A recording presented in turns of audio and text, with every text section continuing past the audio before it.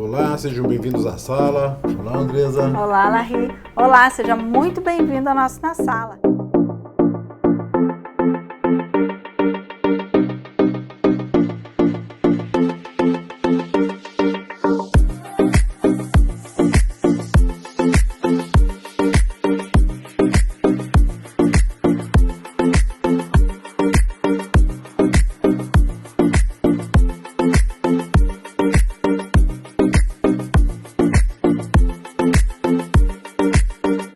Nós vamos aqui dar sequência ao capítulo 49, penúltimo capítulo do livro de Gênesis, e você já sabe, você é sempre o nosso convidado para estar conosco aqui, meditando na palavra de Deus, conhecendo um pouco mais daquilo que o Senhor deixou reservado para nós.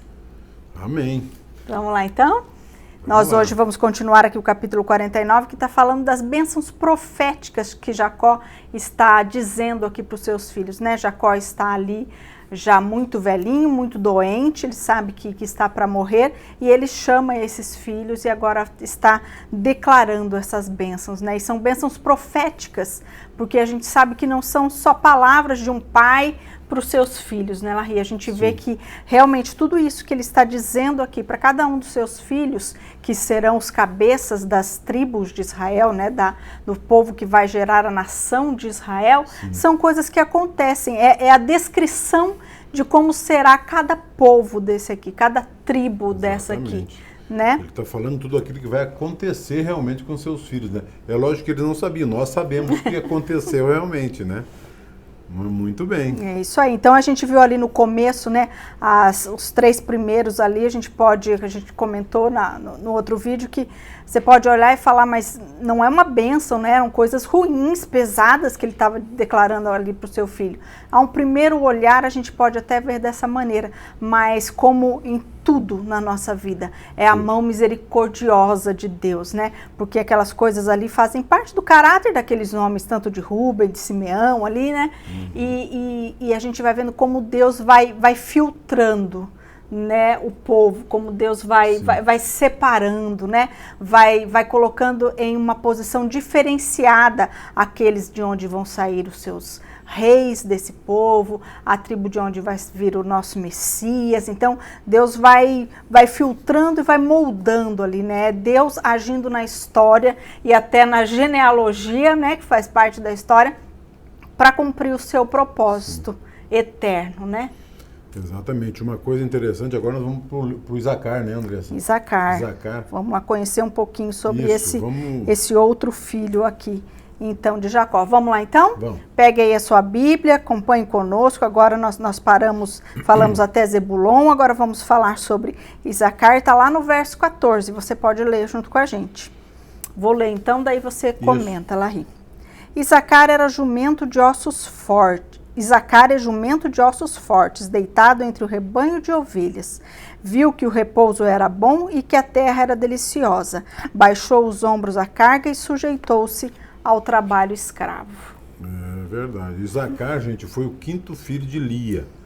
Não sei se vocês lembram lá de Lia, né? Ele foi o quinto filho e ele tem assim, ele contribuiu para várias coisas, né, nesse chamado. Aí, vocês viram, ele viu que o descanso era bom e que a terra era agradável. Sujeitou-se aos ombros à carga e entregou ao serviço forçado de escravo.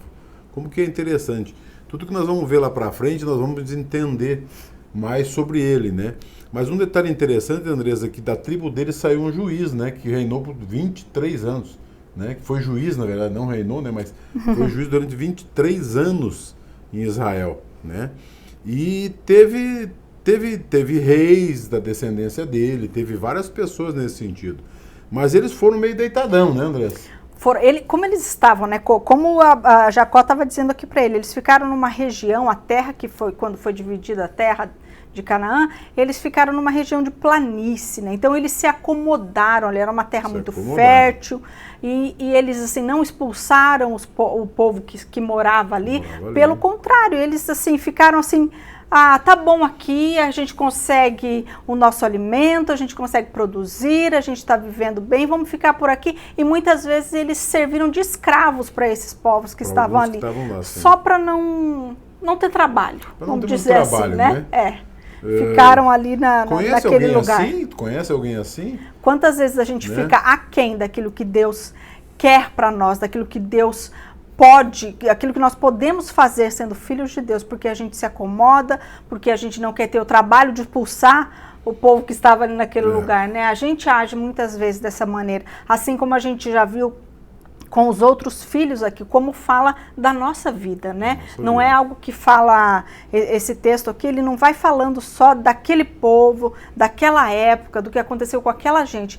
Está trazendo características nossas de hoje, da nossa realidade, como muitas vezes nós nos comportamos, né? Se comportamos assim, a gente se acomoda, está tranquilo, está bom, não vai buscar mais nada, né? Ah, tá bom aqui nesse emprego, não preciso não vou entrar mais, em confusão, não preciso crescer e tal, e vai deixando, né? Esse é a turma do Isacar, que aconteceu mais ou menos assim, né? É isso mesmo, bem isso. Vamos lá. E agora que nós chegamos no filho Dan, verso 16. Dan julgará o seu povo como uma das tribos de Israel. Dan será uma serpente junto ao caminho, uma víbora junto à vereda, que morde o calcanhar do cavalo e faz o seu cavaleiro cair para trás. A tua salvação espero, ó Senhor. Olha que coisa pesada aqui sobre a tribo de Dan, né? O Dan, Andrés, ele foi o primeiro filho de Jacó com a concubina Bila, né? Com a Bila, né? Era a serva de Raquel. E a tribo de Dan, ela ficou muito conhecida também pela sua violência, e eles eram muito idólatras também, né?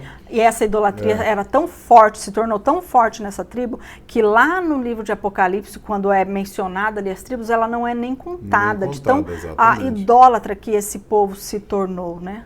Exatamente. E eles eram o povo de onde saíram. Dan foi a tribo separada para julgar, né? Foi de onde saíram a maior parte dos juízes, saíram dessa tribo. Como eu já disse antes, eu vejo assim que as tribos é uma sequência de coisas que nós enxergamos nos dias de hoje, né, Andrés?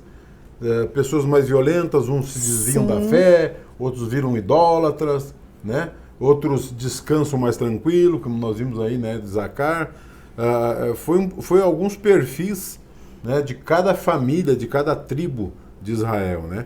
E nós vamos passar por elas agora, por todas elas, fazendo um pequeno comentário de cada uma. Claro que se aprofundar aí, tem coisas que eles fizeram que são muito, né, muitas coisas, né? Mas e o interessante, Larry, é que muitas vezes nós usamos de maneira errada até aquilo que um dom que Deus nos dá, uma característica que Deus nos dá, né? Sim. Essa tribo, ela era uma tribo de homens muito fortes, ela era conhecida, mas ela não usou aquilo por uma coisa boa. Ela se tornou uma tribo violenta, ela se afastou da fé, se tornou idólatra. E assim, aquilo que a gente sempre diz, né? As coisas não acontecem de repente na nossa vida, né? Acaso, não é de uma hora para outra que as coisas acontecem. Você começa colocando a tua confiança na tua força, na tua capacitação. De repente você já se esquece que tudo vem do Senhor, que você depende dele, e dali a pouco você já está tão longe de Deus que de repente você nem é mais contado como um filho de Deus. Assim como aconteceu com essa tribo, né? É bem isso aí mesmo. E são características, né, que parece que as famílias vão adquirindo, né? Você pode ver, né? As famílias vão dando sequência, são meio violentos, continuam os filhos violentos, continuam os netos violentos. É uma coisa impressionante o que acontece com as famílias. É o que a gente vai passando, né? Porque aqui Jacó está falando com um filho, uma pessoa. Mas aí no decorrer da história, a gente vai ver que todo aquele povo daquela tribo se tornou da mesma maneira. Todos se tornam da mesma maneira que aquele cabeça da tribo se tornou, né? Exatamente. É bem isso aí mesmo. Vamos lá então, vamos falar de Gade. Verso 19. Gade será atacado por guerrilheiros, mas ele lhes atacará a retaguarda. Olha só, né? É atacado, mas ele vai lá. Ele vai lá. Era um povo guerreiro, né? Essa tribo se tornou um povo muito guerreiro. Guerreiros, assim, muito valentes, destemidos, sabe? Não era aquele povo que pensava para entrar numa... Eles tinham que ir para uma batalha, eles iam. Tinha que expulsar um povo da terra ali que era deles, eles iam, faziam, né? Eles ficaram lá perto também, no Rio Jordão, né? Se instalaram lá por perto também, junto com a tribo de Ruben, né? E como você falou, esse fato, Andrés, deles serem esses valentes guerreiros, né, que a história mostra pra gente, eles também tiveram participações, claro que foram os parentes depois, né? Mas pertenciam à mesma tribo. eles se aliaram com Davi lá na frente. Sim. Né? Eles se aliaram com Davi, quando Davi foi foragido, saiu foragido de Era Israel. um braço muito né? forte no exército. Exatamente, de Davi, eles estavam lá ajudando Davi. Né? Então, como que é interessante, né? A gente ir aprendendo sobre esses valentes aí, né? É isso mesmo. Vamos lá. Aser, verso 20. Aser, o seu pão será abundante e ele produzirá delícias reais. Aqui nós estamos falando do filho Aser e nós vamos ver que essa vai ser uma tribo muito próspera, né, Larry? Tudo que vai mencionando no decorrer do texto bíblico mostra como essa tribo se tornou muito próspera, né? Sim. E como são interessantes, né, Andressa, da forma que ele falou aqui, né? Que aqui na minha versão diz assim, o seu pão será gordo e ele produzirá delícias reais, né? E nessa época, gente, era muito interessante, né? Você ter uma boa comida, fazer, né? Produzir bem. E eles estavam numa região muito produtiva, né? E eles foram aqueles, vamos dizer que seriam os padeiros, os cozinheiros, né? As pessoas que estavam lidando com coisas boas no território, né? Eles não tinham aquela característica de guerreiros, né? Não é, Tanto que é uma tribo que ela não foi capaz de expulsar as pessoas que viviam ali no território que foi destinado a eles, né? Eles ganharam bastante, viveram bem, tudo, mas junto com esse povo também. Junto com esse povo. Sem expulsar, sem brigar, viveram juntos sem criar ali. Nenhum tipo de guerra, né? Exatamente. Muito bem. Vamos lá para o próximo filho, agora é Gade, Naftali, verso 21. Naftali é uma gazela solta. Ele fala palavras bonitas. Essa tribo aqui de Naftali, ou Naftali, né? Não sei qual é o correto dizer aqui. Foi uma tribo, depois nós vamos ver, que eles tinham muita eloquência. Era uma tribo assim de que saíram pessoas ali que falavam muito bem, que se expressavam muito bem, né? Eu tenho até uma anotação que eu fiz, Andressa, que daí veio Baraque, que era um líder militar no tempo da juíza Débora, né? Provavelmente ele veio da tribo de Naftali, né? De Naftali, né? Então, é uma gazela solta, quer dizer, era uma pessoa que ia estar em tudo, né? Ia caminhar, ia procurar o seu lugar, né? E é uma pessoa muito boa nas palavras, né? Como você disse. Por isso que até eu acho que ele veio ali da juíza Débora, né? Sim, parente da sequência da juíza Débora, né?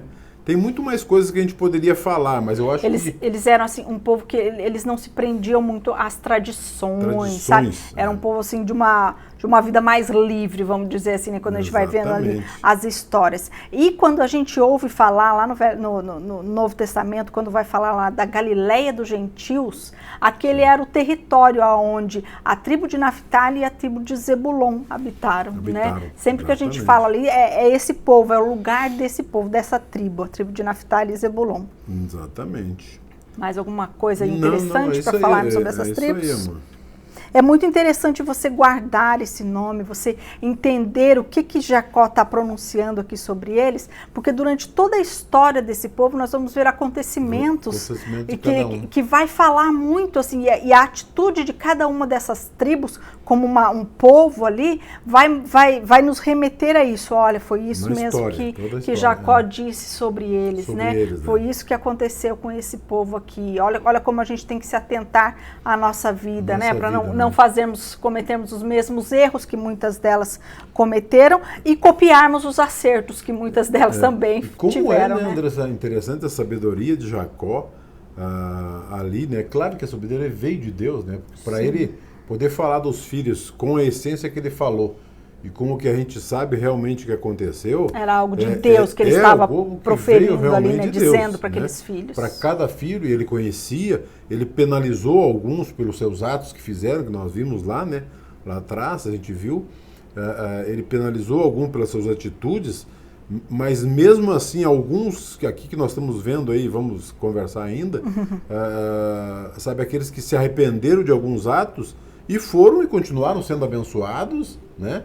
E mesmo assim seguiram aí o caminho das 12 tribos, né? E isso mostra para nós, né, como a escolha de Deus pela nossa vida, né, a eleição, ela não depende daquilo que nós façamos, né, como a gente tem falado desde lá do início de Gênesis, não é pelos nossos méritos, nem pelos nossos deméritos, né, é alguém que, é um povo que Deus escolheu, que Deus separou e que eram falhos, assim como o seu pai Jacó teve muitas falhas, errou muito diante de Deus, como todos os outros patriarcas erraram, eram seres humanos, como eu e você, mas que a graça e a misericórdia de Deus sempre esteve, né?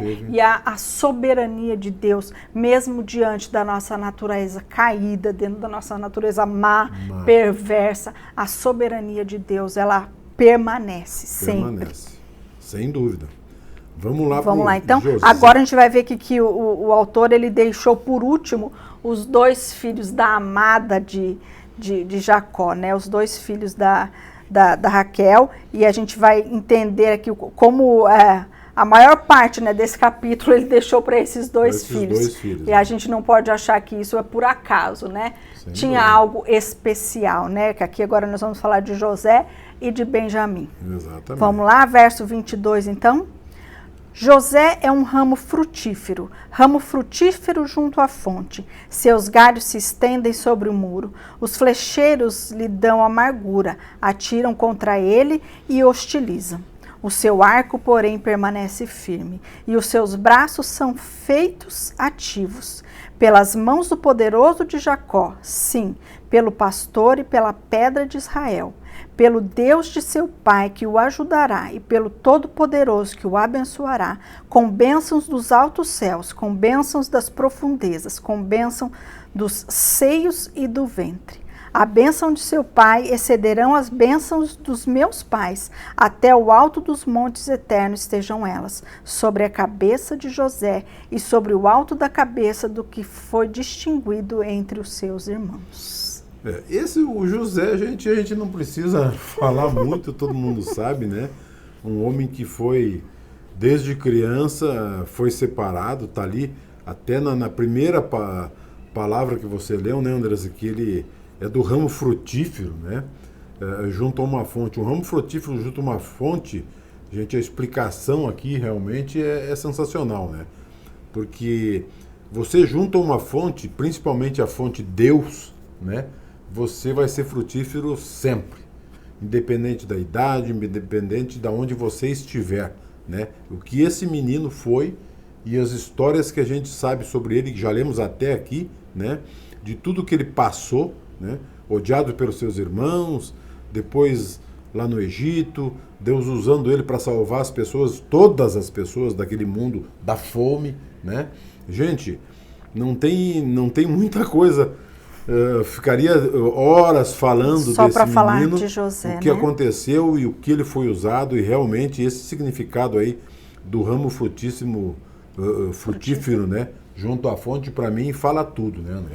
E isso joga por terra aquela questão de que um filho de Deus, ele não passa por dificuldades, ele não tem dificuldades, né? José foi alguém que sofreu muita inveja, foi alguém que foi muito injustiçado, foi alguém que passou por tantas coisas que nós pudemos aqui olhar uma a uma, né? Exatamente. Mas de todas elas, ele se manteve íntegro, ele se manteve fiel ao seu Deus, né? E por isso ele sai vitorioso. Né? E é tão lindo quando a gente lê lá no livro de Atos, quando Estevão está fazendo a sua defesa diante do Sinédrio, o como ele fala sobre José, né? Como José viveu a sua vida, como ele venceu, como ele se portou, mesmo diante de todas as dificuldades, como um filho de Deus. Então isso mostra muito para nós que independente das situações que nós estejamos passando na nossa vida, independente das coisas que se apresentem à nossa vida, por mais difíceis que elas sejam, por mais trágicas, né? Às vezes a gente passa por coisas que a gente fala assim, meu Deus, não é possível, por que eu estou passando por isso? Eu que sou tão fiel ao Senhor, eu que creio no Senhor, por que eu estou passando por isso? Mas eu entendo que todas essas coisas fizeram o caráter desse homem, né? E o principal ali, né, Andrés, que ele estava ligado em quem? Ligado no Senhor. E se você estiver ligado no Senhor, pode acontecer o que for, tudo vai se transformando em bênção. Amém. Sabe? É isso aí. Isso não tenho dúvidas em relação a isso. É o caso desse homem, né? É um Pode exemplo pra aparecer nós. diante de nós qualquer Pode ser situação, preso, pode né? bater, pode vender, pode ser odiado, pode ser o que for. Deus no controle é completamente diferente de todas as situações. Até na situação que nós vivemos hoje, né, atualmente aqui, falando de um cenário político, tantas incertezas, tantos medos, nós como filhos de Deus, nós temos que sim ter nossos posicionamentos, a lutar, ser aguerridos nas coisas do Senhor, mas nunca podemos nos esquecer que nós dependemos de Deus. Exatamente. E que aonde nós estivermos, é a mão poderosa do Senhor que está conosco, é ela que nos guia, é ela que nos guarda, mesmo em momentos que a gente acha que não está sendo guardado. A mão do Senhor está ali, ela está nos guardando, né? Eu tenho certeza que muitas vezes algumas pessoas podiam olhar para José num cárcere, jogado numa cisterna, sendo acusado de ter abusado, assediado a esposa de Potifar, e falavam, mas como assim ele pode achar que ele está sendo guardado por esse Deus, passando por todas essas coisas? Mas nós sabemos o quanto ele foi guardado, porque o que importa é aquilo que nós guardamos, aprendemos, né, crescemos para a eternidade. Sem dúvida. O José, a gente não precisa falar muito mais, vocês sabem, né? A maravilha que foi esse menino aí. Mas como eu costumo dizer que eu acho muito interessante, Andresa, o comentário que você fez no início, eu até vou repetir. Eu acho que o principal de tudo é você entender que mesmo você tá ligado ao Senhor, né? As coisas podem acontecer de uma forma que você não está esperando. Mas nós sabemos que tudo, exatamente tudo, coopera para o bem daqueles que amam o Senhor. Essa é a grande verdade. E há José, sempre um plano perfeito de Deus sendo traçado e moldado pela mão invisível do nosso Deus. Os nossos olhos às vezes não conseguem ver isso. A maioria das vezes eu diria que não conseguem ver isso. Mas há sempre a mão de Deus trabalhando onde nós não conseguimos ver, onde nós não conseguimos enxergar. Sem dúvida. Né? Vamos lá então. Vamos lá então. Agora nós vamos falar do pequeno Benjamim. Benjamim. Verso 27. Benjamim é lobo que despedaça. Pela manhã devora a presa e à tarde reparte o despojo. Meu Deus do céu, esse foi, hein? O Benjamim todo mundo sabe, né? Que é o segundo filho da mãe Raquel. Né? O irmão de pai e mãe de José, né? Irmão de pai e mãe. E também, não esqueçam que quando ele nasceu, a Raquel faleceu, né? Sim. Então, era um irmão seguramente do José aí, muito querido. Eles ficaram bastante tempo juntos também depois disso, né? Sim. José cuidou bastante deles lá no Egito e tudo o que aconteceu, né? Uma coisa interessante, Andressa, que um homem da tribo dele, de Benjamim, foi o primeiro rei de Israel que todo mundo conhece, né? O rei Saul. Tá? E conhecendo a história do rei Saul, nós entendemos aqui o que Jacó está dizendo com o lobo que despedaça, né? Essa tribo ficou conhecida depois como uma tribo muito guerreira também, uma tribo conquistadora, era uma tribo muito forte, né? A gente vai ver ali as coisas que eles fazem e o exemplo maior, acho que dessa tribo aí de guerreiro, assim, é o rei Saul, né? Saul. E depois nós vamos ter lá no Novo Testamento um guerreiro espiritual, como acho que nenhum outro nós vimos ali, o apóstolo Paulo, que é da tribo de Benjamim. Tem algumas pessoas famosas da tribo de Benjamim também que eu gostaria de falar, Andresa, que todo mundo conhece, que é o Mardoqueu e a Esther.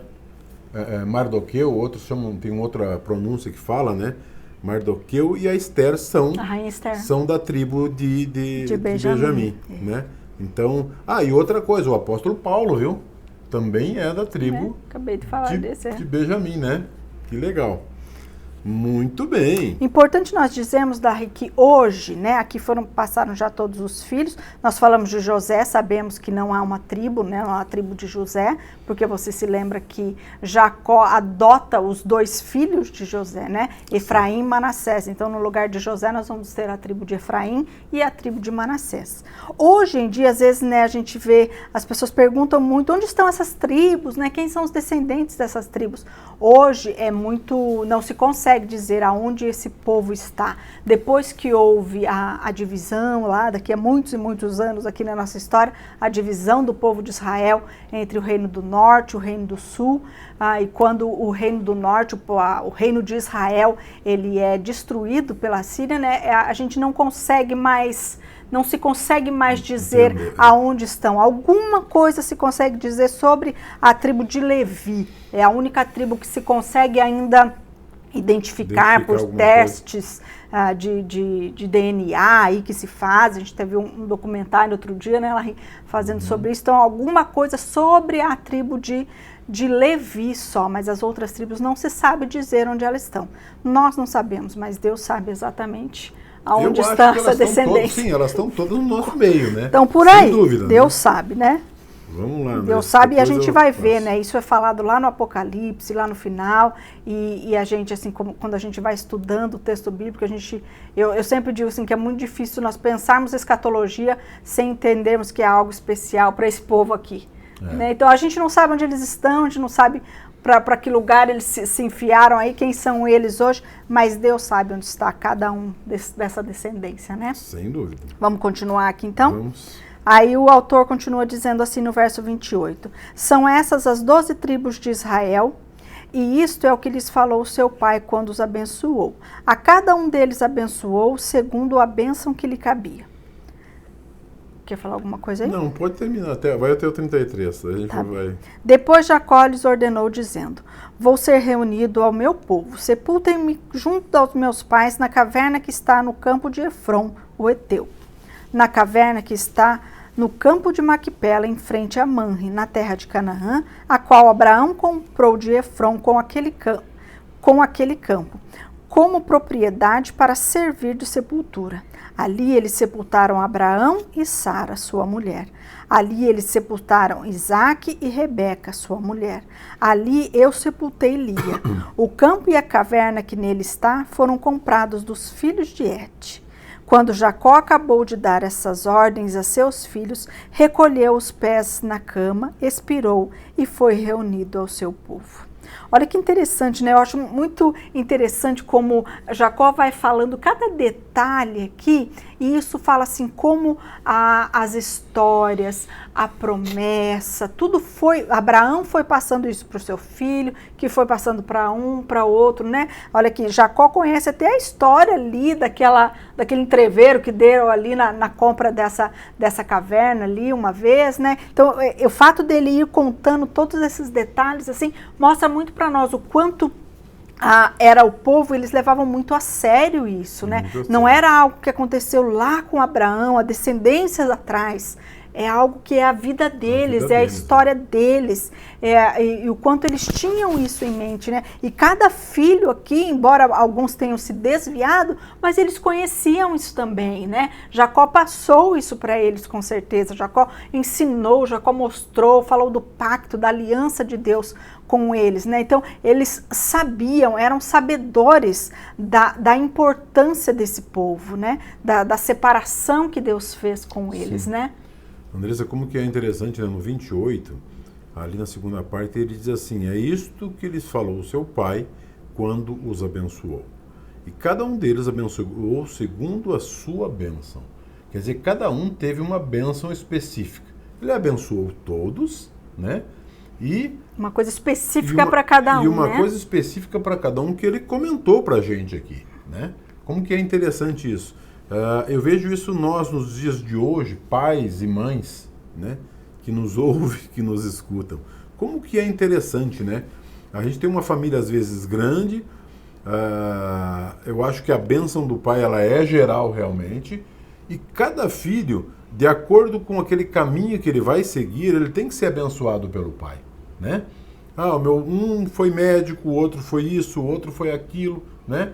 Sabe, ter essas bênçãos do pai, a importância que existe no reino espiritual, né, de um pai perante o filho, sabe? Vai, meu filho, eu te abençoo nesse caminho, eu coloco você na presença de Deus, né? Ele já abençoou todo mundo e depois ele diz, cada um vai no seu caminho e a bênção é para você, né? A gente sabe, Andresa, que as maravilhas de Deus para nós, nesse momento, nós não temos aqui um Jacó que identifica e que diz, olha, vai acontecer assim, vai ser assim e vai ser assado. Não. Mas o que eu vejo, gente, no finalmente de tudo isso, sabe? Que aqui essas tribos, elas representam nós nos dias de hoje, sabe? Eles representam aqueles que são, aqueles que se contentam em trabalhar, só comer e estar tranquilos e não se incomodar. Elas representam aqueles que estão lutando a vida inteira pelos seus objetivos. Elas representam, Andresa, os viajantes, né? Nós não falamos aqui, pessoal, da localização de cada uma, né, dessas tribos para onde elas foram, mas teve uns que ficaram perto do mar e se tornaram grandes exportadores, sabe, de mercadoria para o mundo. Outros que foram plantadores de alimentos, né, que a gente já comentou. Quer dizer, é tudo que nós vemos hoje, sabe? É tudo que nós vemos hoje. Outros grandes líderes ficaram, né? Outros foram juízes, outros tiveram problemas, foram traidores, foram, sabe, homens que foram muito pro lado da idolatria que a gente vê, como nos dias de hoje, né? Então as coisas vão acontecendo e vão se repetindo, sabe? Mas o que a gente pode entender é que tudo, e resumindo, sabe, Andressa, tudo que a gente faz, quando a gente está ligado em Deus, né? Quando a gente está ali conectado junto com Deus, independente do que aconteça, Deus tem o caminho e Deus dá totalmente e a total direção para nós naquilo que nós devemos fazer. Então eu creio, sabe, que acima de tudo, nós temos que ficar conectado. O ramozinho tem que estar conectado na água lá para estar sendo irrigado, estar sendo nutrido para poder viver e não só viver, como frutificar. É isso mesmo. Frutificar. E sabe o que eu vejo interessante? Às vezes você pode pensar, né? Cada uma dessas coisas foram coisas que Jacó declarou que eles seriam, ou seja, desejou que eles seriam, disse, você vai ser. Não. Presta atenção no verbo, no tempo do verbo que Jacó usou para cada filho. Você é. Rúben, você é. Simeão, você é. José, você é. Então, tudo o que aconteceu a essas tribos eram coisas que eles já eram. Não foi algo que aconteceu porque Jacó falou. Era algo que já era deles, né? E aí você pode ver, né? Nós tivemos aqui tribos que foram muito prósperas, que estiveram em lugares muito importantes, que conquistaram muitas coisas, né? E aí nós podemos olhar para nós hoje, nós podemos fazer tudo isso, né, ser muito prósperos, financeiramente falando mesmo, a conquistar muitas coisas, sim, mas de repente poderíamos ser algo diferente na presença do Senhor, porque conhecendo a história, nós sabemos que lá na frente, quando o povo de Israel é dividido nos reinos, como a gente já falou, 10 dessas tribos vão compor o reino do norte e só 2 vão ficar com o reino do sul, o reino de Judá, a tribo de Judá e Benjamim. E o reino do norte, essas 10 tribos serão dizimadas, elas vão ser destruídas, né? Elas vão desaparecer. Mas a tribo de onde vieram os reis, a tribo de onde vem o Messias, eles permaneceram, não que eles não tiveram erros, também tiveram reis, esse povo que se afastaram de Deus, que erraram, que cometeram, mas uma essência, sabe, aquilo de você saber, olha, não, eu tenho que voltar para cá, errei, Senhor, eu me arrependo, né, mudar de direção e ir. Então a gente tem que estar sempre pensando como nós temos gerido a nossa vida, né, e nunca achar que é porque alguém disse isso, alguém disse aquilo. É aquilo que você é aquilo que você faz, é aquilo que você está buscando em Deus, como filho de Deus, né? Eu digo mais, não é aquilo que as pessoas falam que você é aquilo que Deus diz que você é. A Bíblia diz que você é. Exatamente. Esse, né, é uma das maiores importâncias, gente. Muitas vezes as pessoas querem ser aquilo que as pessoas falam que elas são. E não ser ao contrário. Ou seja, ser aquilo que Deus fala que você é. Essa é a grande verdade. Eu agradeço a Deus por esse momento, eu quero orar por você.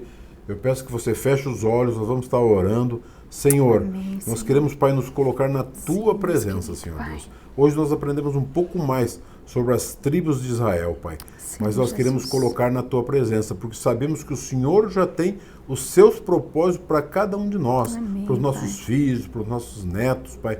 O Senhor tem a direção. Coloca nos nossos corações e faz com que nós possamos estar grudados nessa videira, Pai querido. Amém, que nós Senhor. possamos ali estar sendo irrigados pelaquela água, mas também que nós possamos dar muitos frutos, Pai. Amém, Nós Senhor. agradecemos ao Senhor porque sabemos que é o Senhor quem faz todas as coisas. Por isso nós nos colocamos na Tua presença, te agradecemos em nome do nosso Senhor Jesus. Amém, Amém. e amém. Amém. Vem para a sala. Te esperamos aqui na semana que vem para o último capítulo do livro de Gênesis. Vem para a sala.